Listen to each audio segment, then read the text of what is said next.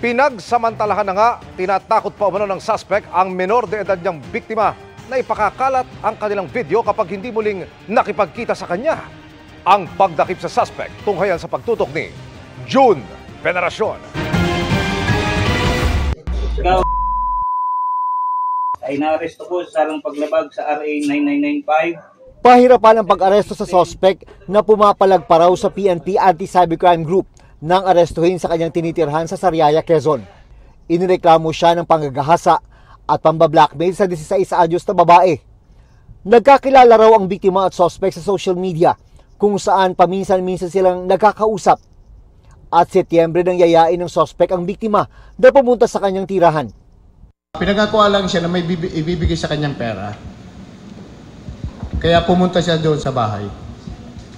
Parang kukunin niya lang. Magkano sir yung pinangako? Actually, ayon sa report, 200 pesos lamang eh. Ang hindi niya alam, may masama palang mangyayari sa kanya. Unknowingly, pagpasok niya sa bahay, siya ay tinakot, pinagsamantalahan. So, hindi pa alam ng bata, ito ay kinunan ng video.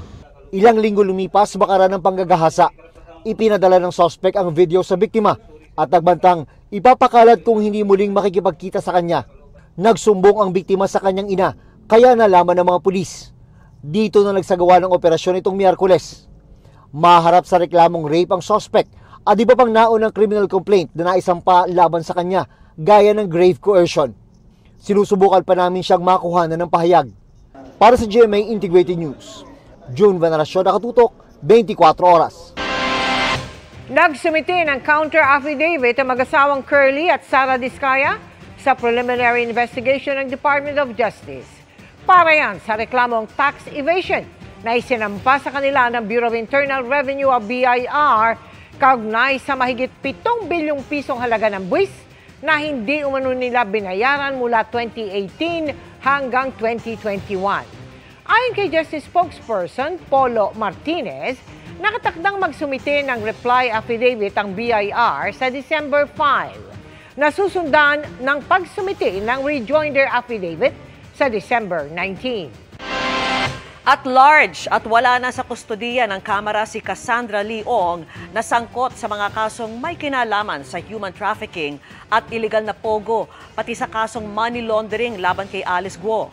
Tinutugis na siya ng mga otoridad at nakatutok si Mariz Umali. Sa pagdinig ng Senado para sa proposed budget ng Department of Justice para sa taong 2026, laking gulat ng mga senador nang mabunyag na nakalabas na pala sa detention si Cassandra Leong. Si Ong ang isa sa mga suspects sa qualified human trafficking kaugnay ng operasyon ng Lucky South 99 Pogo Hub sa Porac, Pampanga. Sangkot din siya sa kasong money laundering na inihain laban kay Alice Guo. Si Cassandra Leong po ba, under detention pa rin ba siya ngayon, Mr. Chair? Ngayon po si Cassandra Leong, naka-release ho siya. No? So hindi siya Paano po nangyari yon, Mr. Chair? Mr. President, actually nagulat rin ako. Mr. Chair. Pareho ho tayo nagulat kasi tinututukan ho natin tong case. Dinetain ng Kamara si Ong noong Agosto at Setyembre noong 2024 dahil sa hindi niya pagsusumite ng mga dokumento na hinihingi sa kanya ng Quadcom noon. Dahil sa kanyang medical condition, nilift ng komite ang contempt order sa kanya noong December 2024 na nagbigay daan para makalaya siya. Unfortunately, because nung nakalabas siya, tsaka lang na-filing kaso, at large siya ngayon. No? Wow. Mr. President. So meron na siyang kaso ho sa RTC Branch 157 of Pasig. Ito po yung human trafficking case involving the Lucky South 99 compound in Porac. So paano na po magiging katulad ba sa sitwasyon ng gobyerno kay Harry Roque na hindi present yung tao para humarap sa proseso? Paano pong mangyayari ngayon, Mr. Chair, kay Cassandra Leong? The same po with Harry Roque. Since mayroon na siyang warrant of arrest, sinahanap na po siya ng ating kapulisan dito po sa within our jurisdiction. Pinapa-verify ko lang ho sa BI kung nakalabas na or nakatakas na. But automatic naman po yung whole departure order. Right. No? So pinapa-verify lang po kung nakawala na. Kumukuha pa raw ng impormasyon ng Bureau of Immigration kaugnay sa Lucky South 99 kay Cassandra Leong at pati kay Harry Roque na agad naman daw isusumite sa Senado. Para sa GMA Integrated News, Mariz Umali, nakatutok, 24 oras. Mga kapuso, maging handa pa rin sa posibleng pag-ulan ngayong weekend. Base sa datos ng Metro Weather, Sabado ng umaga may tsansa na ng ulan sa Northern Luzon, Quezon Province, Leyte at Caraga Region. Mas marami ng ulanin sa Northern Luzon sa hapon habang may kalat-kalat na ulan pa rin sa Visayas at Mindanao. Magpapatuloy yan sa linggo, pero mas malawakan na ang pag-ulan sa Mindanao lalo na bandang hapon. Maging alerto rin tuwing may thunderstorms na may dalang malakas na hangin at ulan.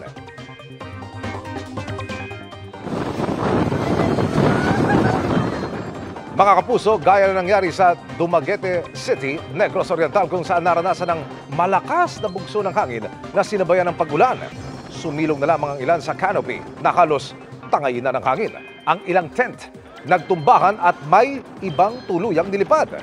Walang naiulat na nasaktan pero pansamantala umanong nawalan ng supply ng kuryente. May chance rin ng localized thunderstorm sa Metro Manila ngayong weekend, lalo sa bandang hapon o gabi. Sabi ng Pag-asa, tumataas ang tsansa na may mabuong bagyo sa mga susunod na araw na maaaring pumasok sa Philippine Area of Responsibility. Sakaling matuloy, tatawagin itong bagyong Verbena. Sa inisyal na datos sa Pag-asa, maaari itong dumaan sa Northern Mindanao, Visayas at Southern Luzon. Pwede pang magkaroon ng pagbabago kaya tutok lamang sa updates. Mga kapuso, mahigit isang linggo na lang, papasok na tayo sa buwan ng Disyembre. Panahon kung kailan mas dumarami ang mga nang-i-scam. May inilunsad ng programa ang gobyerno at nagbigay rin ng mga tip para hindi maging biktima. Nakatutok si Maki Pulido. Mula sa unang linggo ng Disyembre hanggang sa bagong taon, mag-ingat dahil ito raw ang peak ng online scam ayon sa DICT.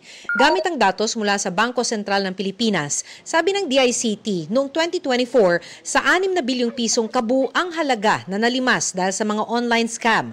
4 na bilyon dito na online scam sa panahon ng Pasko. Kasama na dyan yung may deepfake ka, meron kang yung magte-text ka na nanalo ka pero hindi ka nanalo, yung makukuha yung deposit mo. May dagdag na babala ang DICT. Kung biglang 2G o 3G ang signal, huwag mag-online transaction. Di raw ligtas dahil maaaring may aparatong kung tawagin ay IMSI catcher o stinger na masasagap ang mga impormasyong tinatype mo sa cellphone. Dinideploy yan malapit sa mga malls o mga restaurant. Kaya nga, di ba, magtataka ka, teka, paano nila nakuha yung bank account ko or ano? Yung pala, nag-transact ka somewhere na malapit sa isang IMSI catcher. Kaya importante, mawala ang 2G, 3G.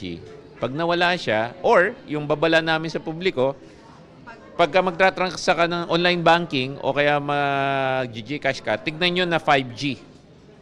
5G o kaya 4G.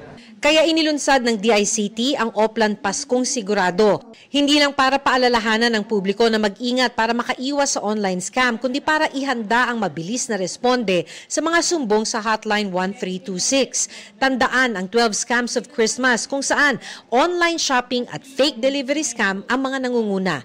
Mula December 12 to 25 daw ang highest risk, pero mainit pa rin ang online scam hanggang magbagong taon. After Christmas, scams shift to returns, exchanges, fake raffle wins, and New Year promo scams. Increase in e-load scams, fake refund notifications, and phishing disguised as year-end sales. Nabiktima na noong nakaraang taon si Jeric nang mag-order ng intercom pero baby wipes ang dineliver. Kaya ngayon daw sa mga legit online seller na lang siya umuorder sa halip na sa mga seller sa social media. Hindi ako umuorder. Kumbaga, pass. Lipat ako. Para sa GMA Integrated News, Maki Pulido, nakatutok, 24 oras. Nagsagawa kanina ng mga kilos protesta ang iba't ibang grupo para ipanawagang panagutin ang mga sangkot sa korupsyon. Sabi nila, hindi matatapos ang laban hanggang walang nakukulong. Nakatutok live si Von Aquino. Von. Vicky, walang hihinto, walang bibitiw sa pangangalampag hanggat hindi na ikukulong ang mga nagnakaw sa Kabanang Bayan. Yan nga ang pahayag ng mga civil society groups at organization na muling nagkilos protesta dito sa Makati City.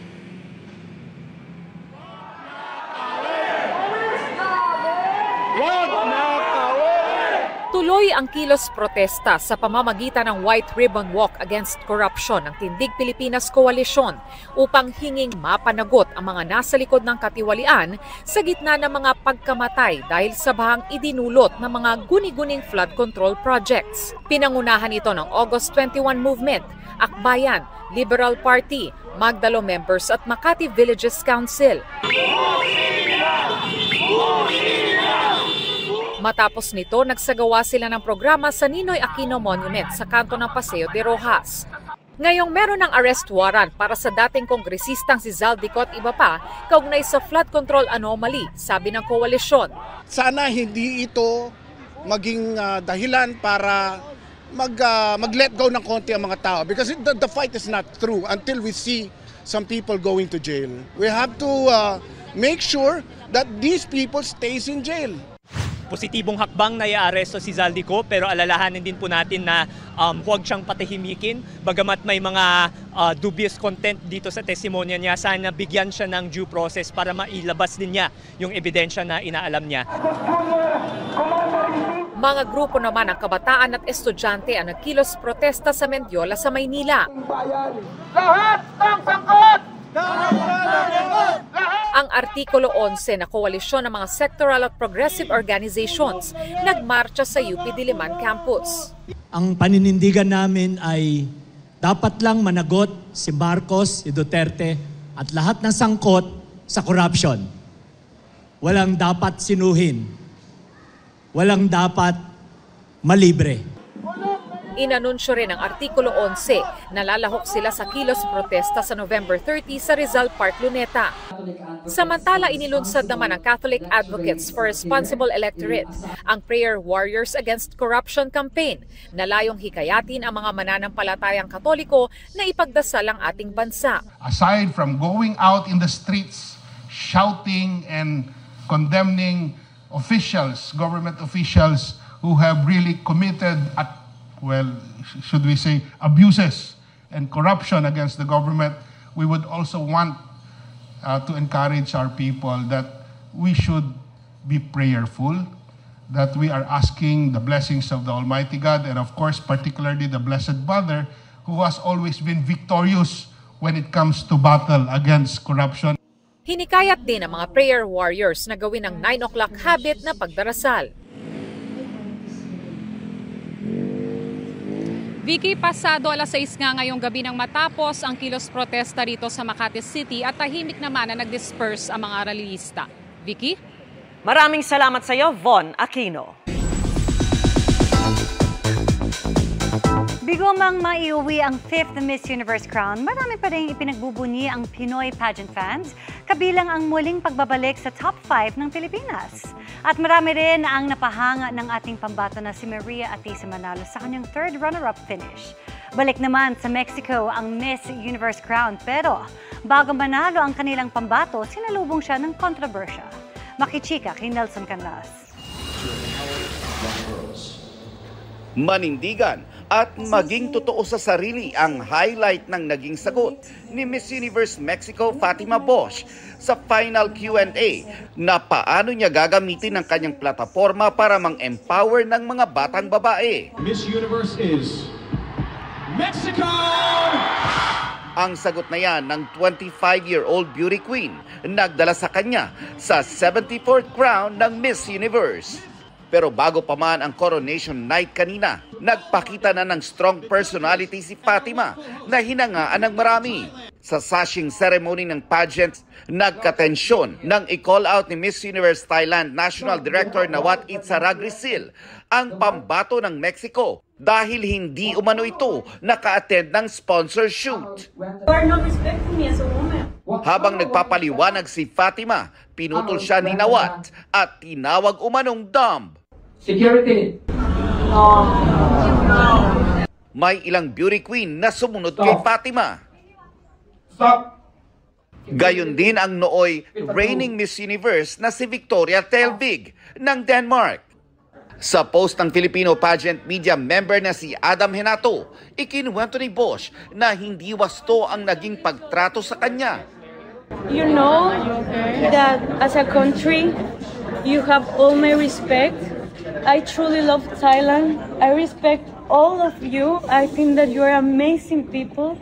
But what just your director did is not respectful. He called me dumb because he had problems with the organization.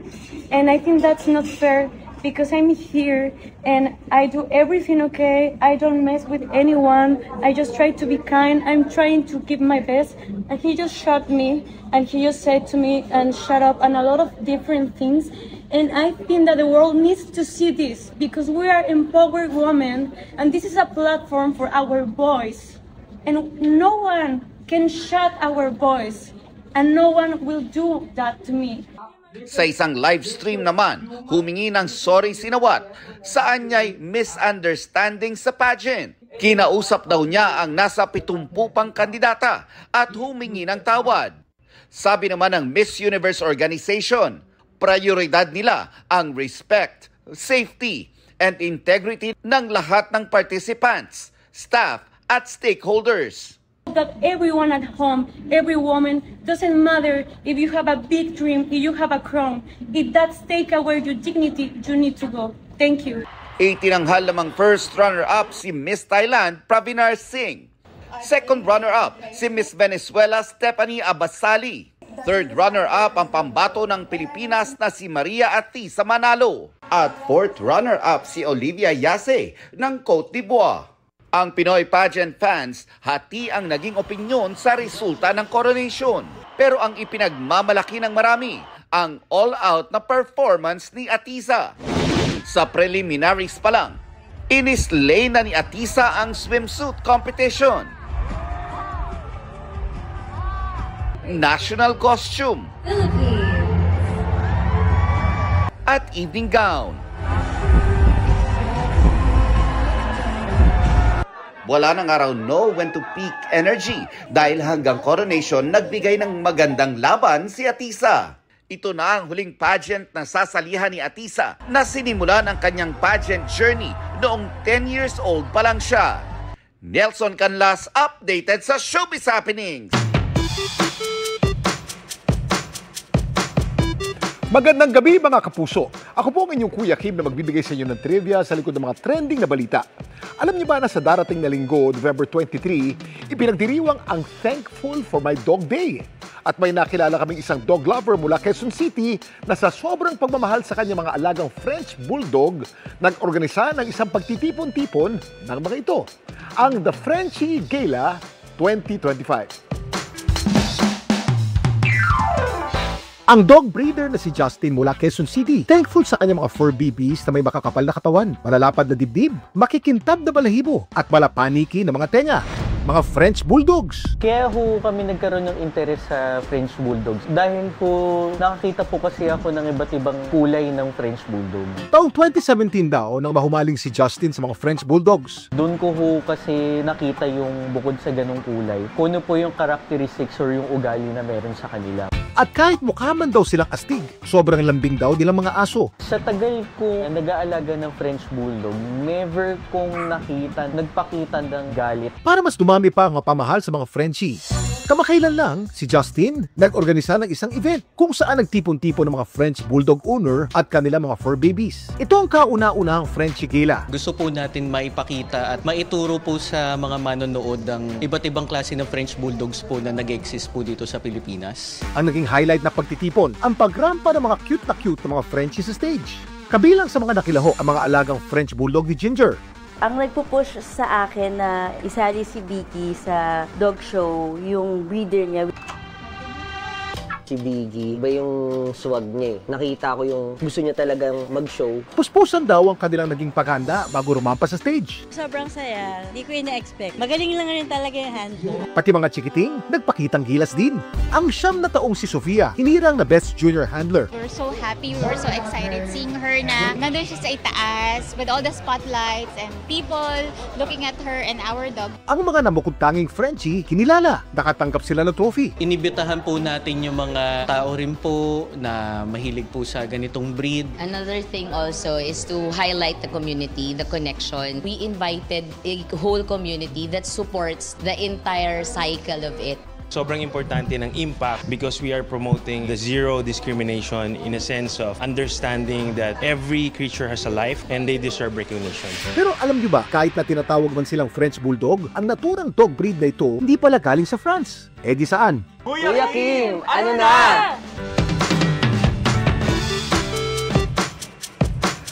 Sa kabila ng kanilang pangalan, ang dog breed na French Bulldog nagsimula pala sa England bilang mas maliliit na bersyon ng English Bulldog. Dinala sila ng mga manggagawang Ingles sa France kung saan sila sumikat. Samantala, para malaman ang trivia sa likod ng viral na balita, i-post o i-comment lang, #Kuya Kim. Ano na? Laging tandaan, kimportante ang may alam. Ako po si Kuya Kim at sagot ko kayo, 24 oras. Nagbuga ng abo kaninang umaga ang Bulkang Kanlaon. Ayon sa PHIVOX, aabot sa 75 metro ang taas ng ash emission kaninang pasado alas 7 ng umaga. May naitala ring volcanic earthquake sa bulkan ngayong araw. Nakataas pa rin ang alert level number 2 sa bulkan.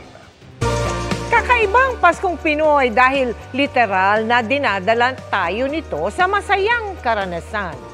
Tulad sa Paskong nasa ilalim ng dagat, handog ng lokal na pamahalaan ng Cabaca, North Cotabato. Under the Sea ang kanilang Christmas village.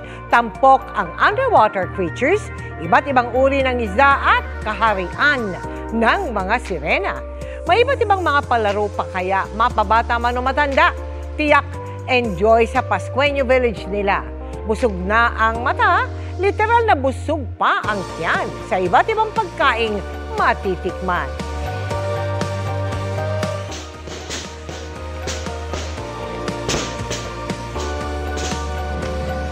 Nagniningning na mga parol naman ang nakapalibot sa giant Christmas tree sa munisipyo ng Norzagaray, Bulacan.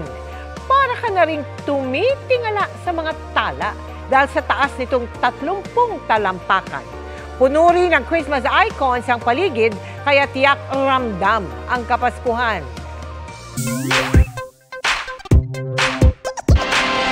Mga kapuso, hindi lang mga tao ang apektado ng pagbaha sa Cebu noong Bagyong Tino, kundi pati po mga hayop. Ang isang aspin na nawala sa gitna ng pananalasa ng bagyo, himalang nakaligtas at nakabalik sa kanyang amo matapos ang mahigit 2 linggo. Aba, kwento po ng fur parents na si Emmanuel. Hindi na nila nailigtas si Heaven sa baka noon. Nagbaka sakali pa sila sa social media na baka may nakakita kay Heaven. Pero dahil sa pinsala ng kanilang bahay, napilitan silang lumipat sa ilang lugar. Bubabalik pa rin naman daw sila sa kanilang bahay sa pag-asang makita pa si Heaven. At sa pangatlong beses na balik nila, doon na niya nakita si Heaven na nag-aabang. Itinuturing daw ni Emmanuel na good karma ang pagbabalik ni Heaven matapos ang kanyang pagligtas sa isang babaeng residente nang rumagasa ang baha noon. Matinding labanan ang nasaksihan sa pagitan ng mga sangre at mga dating kambaldiwa at hindi bidong eksena yan para kina Jay Ortega at Lexie Gonzalez. Pero di dyan nagtatapos ang kakaharapin ng mga sangre dahil matapos mamatay ni Batalumang Cassiopeia, paparating na ang sumpa ng itim na brilyante. Pakichika kay Aubrey Carampel. Plot twist after plot twist. Intense ang nagaganap na digmaan sa pagitan ng mga Encantado at Miniave sa Encantadia Chronicles Sangre. Kinamumuhian ko ang araw na umanib ako sa'yo!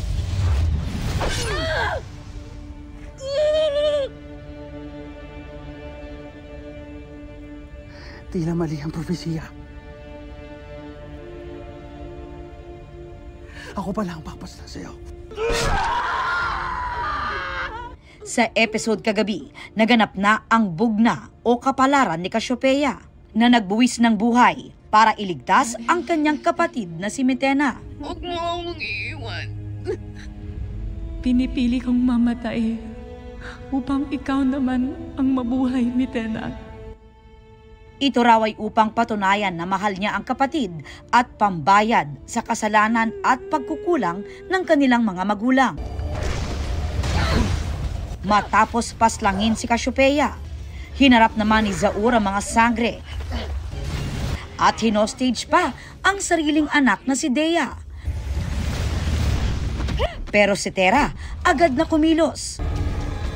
Pero bago yan, ang mga sangre nakaharap ang mga kambaldiwang Hadezar na ang mga Ibdre ay tinawag ni Zaur mula sa Balaak sa kapangyarihan ng Esperantong nakuha mula kay Mitena. Ayon kina Jay Ortega at Lexi Gonzalez na gumanap bilang mga kambaldiwa ng apoy at lupa na sina Alipato at Saria, hindi raw biro ang mga ginawa nilang fight scene sa Telefantasia. Nakakapagod siya. Hindi, joke lang. Kasi sa yung taping namin mahirap nung naglaban-laban kami. Diba? So, maraming mga tawag dito, martial arts na ano. So, tapos on the spot din. Sa taping. Hindi kami nakapag-rehearse na walang rehearse on the spot. Prior, doon na kami on the set nag-rehearse. So, as much as it's challenging, nung napanood namin, ang ganda naman ng kinalabasan. Maganda yung outcome. So, proud kami sa ginawa namin. Rewarding. Para matalo ang mga immortal na kambaldiwa, muli silang ipinasok ng mga sangre sa kanilang mga brilyante. Ang lahat ng yan, abangan mamaya sa Encantadia Chronicles Sangre. Aubrey Carampel, updated sa showbiz happenings. And that ends our week-long chikahan. Ako po si Iya Arellano, Miss Mel, Miss Vicky Emil. Thanks, Iya. Salamat, Iya. Thanks, Iya. Teka muna, batiin muna natin. Ayan. Happy birthday, Emil Sumangil. Happy birthday. Salamat po, ma'am. Ayusin mo handa natin, ha? Opo. Ready na kami ni Tita at ni Iya. Okay na sa kami. Best Presenter Award po niya. Si AIB po, ni ma'am. Sabay kami, ma'am. Joy. O, dali. Opo. Ay, sakit ka. Alika na. May sayo ba? Happy birthday to you. Wala ba? Happy birthday, Kuya!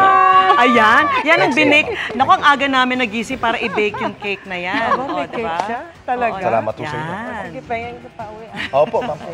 At yan ang mga balita ngayong Biyernes. Mga kapuso, 34 na araw na lang. Pasko na. Ako po si Mel Tiangco. Ako naman po si Vicky Morales para sa mas malaking misyon. Para sa mas malawak na paglilingkod sa bayan, ako po si Emil Sumangil.